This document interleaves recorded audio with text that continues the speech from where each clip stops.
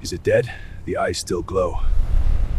Wounds are fresh. It breathes. I must be sure. Stay down, beast. The storm won't hide you. Halt! Who dares stand before us? This is my land. State your purpose. We claim this territory in the king's name. The king has no claim here. Then you will fall. Your village harbored rebels. Tell me their names.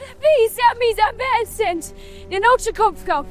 Mercy, I know nothing. Then you leave me no choice. For the king!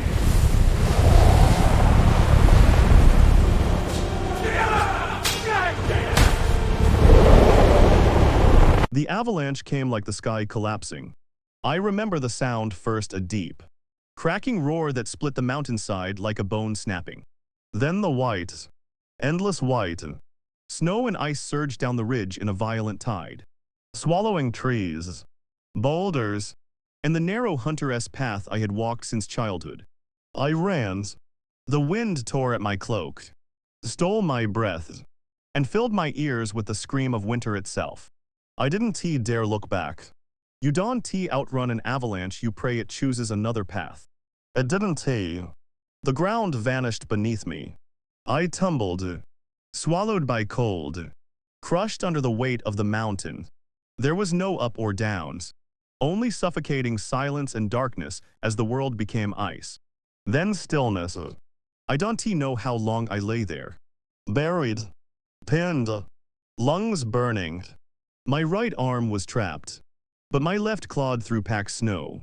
Inch by inch, I dragged myself upward until my fingers broke through the surface. Air flooded my chest like fire. I pulled myself free. The mountainside was gone, reshaped into a smooth, deadly slope of fresh snow. The forest below had been flattened. Silence hung heavy, broken only by the distant whisper of settling ice. That's when I saw her. At first, I thought she was a fallen branch dark against the snow. But then it moved. I stumbled toward it, legs shaking, heart hammering. It was a woman's. No, not entirely. Her skin shimmered faintly beneath the frost, pale like moonlight with faint scales tracing along her arms. Blood stained the snow beneath her. One wing, if it could be called, that lay twisted behind her, torn and broken like shattered glass. A dragon woman's. I froze. Stories of their kind were whispered in taverns and shouted in sermons. Monsters, the priest said. Beasts wearing human faces. The Empire hunted them without mercy. And here one lays, half dead at my feet. Her eyes opened. They were not human eyes. Gold, burning even through pains, sharp as a blade. She looked at me not as prey, not as enemy, but with something else. Fear, please, she whispered, her voice raw and barely there. Dante, leave me. I should have. Any sane man would have walked away. Or worse, finished what the avalanche had started. Turned her ins, earned coins, earned favor. But I didn't. I don't know why. Maybe it was the way her hand trembled as she reached toward me, or how fragile she seemed, despite everything I'd been taught to believe. Or maybe I was tired of the Empire deciding what monsters looked like. I wrapped her arm over my shoulder. Stay awake, I muttered, more to myself than her. You die out here. It's on you, not me. She gave the faintest ghost of a smile. The climb back to my cabin nearly killed us both. My home sat deep in the lower forest, hidden from the main roads, a hunter-esque refuge built by my father before the Empire tightened its grip on these lands. It wasn't much. A single room, a hearth, a bed, and a cellar beneath loose floorboards. It would have to be enough. I laid her near the fire and got to work. Her wounds were worse than I'd thought. The wing gods. I didn't even know how to begin with it. Bone protruded at unnatural angles. Her side was torn open, the blood already beginning to freeze. You're not dying here, I muttered. She drifted in and out as I cleaned and stitched what I could. When she cried out, it wasn't just human pain, there was something deeper. Older, like a beast roaring beneath the surface. At one point, her body shifted, Not fully, not like the legends, but her skin hardened, scales rising slightly, her breath growing hot too hot. The air shimmered. I backed away, heart poundings. Then it stopped. She lay still again, fragile, broken, humans. By nightfall, I had done all I could. She slept. I didn't tea. She woke 2 days later. I was sharpening a knife when I heard her stir. I turned slowly, not wanting to startle her. Her golden eyes found me instantly. You didn't leave, she said. You re-observant.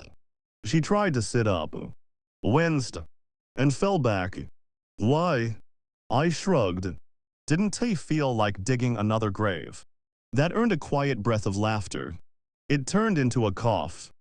Easy, I said, setting the knife aside. You're in no condition to move. She studied me carefully. You know what I am. Hard to miss the wing. And yet, you helped me. I met her gaze. Don't make me regret it.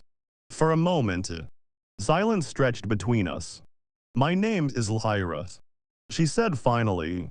I hesitated. Irens, Irens, she repeated softly, as if testing it. Thank you. I didn't answer. The days that followed were strange. Lyra healed faster than any human could. By the 3rd day, the bleeding had stopped. By the 5th, she could sit upright. The wings, however, remained broken, useless. You'll never fly again like this, I told her bluntly. She nodded. I know. No tears, no anger, just acceptance. We spoke little at first, but silence has a way of cracking. She told me of her kind, how they lived hidden, hunted for generations. Not monsters, not beasts, survivors. The Empire, she said, feared what it could not control. Dragon blood meant powers, fire, strength, freedom, all things the Empire crushed. You burn cities, I said one night. Some do, she admitted. So do humans. Fair point. And you? I asked. She looked into the fire. I ran. That was answer enough. It ended a week later. The Empire came at dawn.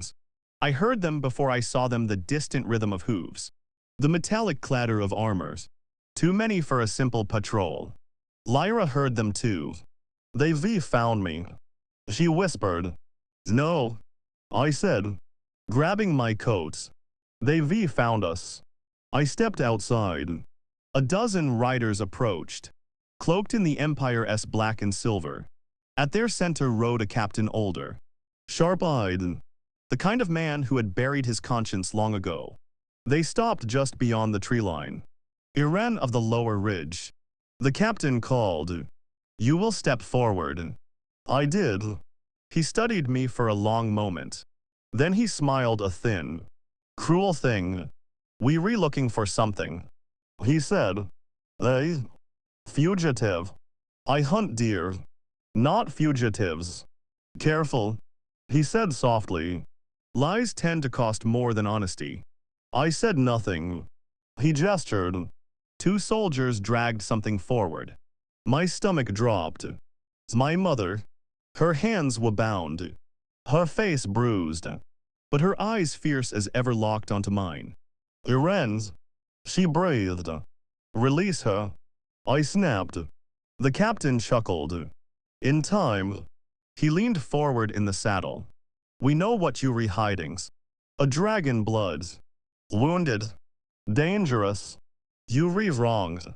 Am I? He nodded toward my mother. At noons, she dies. Publicly.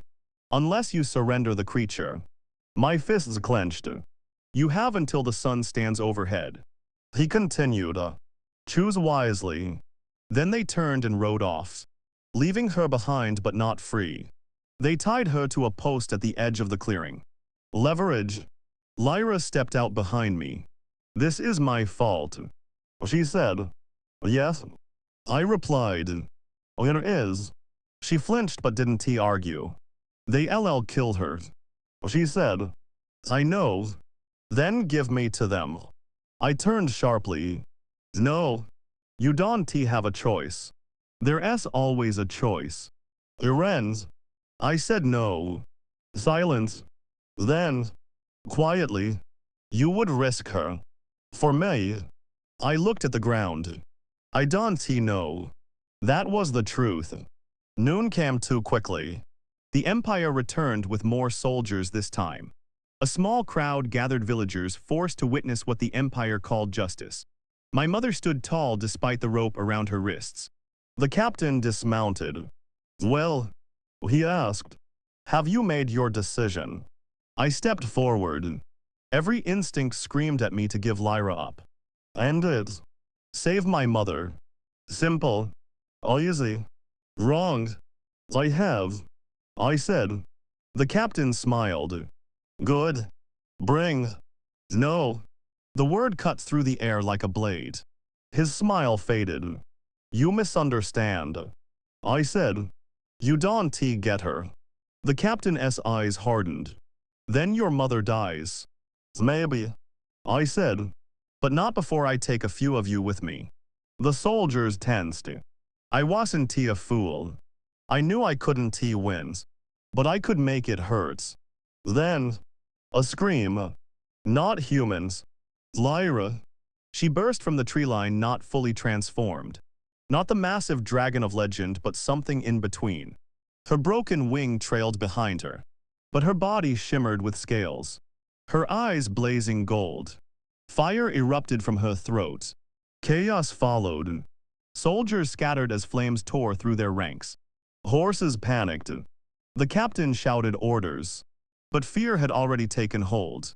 I ran to my mother's, cutting her bonds. Go. I shouted.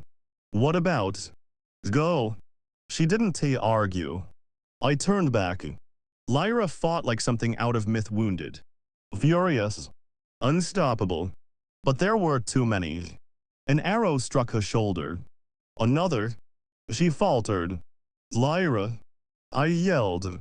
The captain drew his sword and advanced. Enough. He snarled. I grabbed a fallen spear and charged. We met in the center of the clearing. He was better. Vaster. My arm burned as his blade cut across it. I stumbled, barely blocking the next strike. You chose wrong. He said coldly. Yes. I breathed. I do that. Then Lyra roared. Not a scream. A roar. The air shook. Heat exploded outward. For a moment, just a moment, she became something more. A dragon. Not fully. Not perfectly. But enough. Flames engulfed the captain. He didn't even have time to scream. The remaining soldiers broke. Ran. Silence fell. Lyra collapsed. She didn't wake for 2 days. When she did, the fire was gone from her eyes. You should have let them take me. She said weakly. Too late now. They come back. I know. She looked at me. Then why stay? I shrugged. Someone has to fix that wing. A faint smile. Irens. Yes. Thank you. I stared at the fire. Don't make it a habit. Outside, the mountains stood silent. The Empire would return. Of that, I had no doubts. But this time, they wouldn't find us unprepared.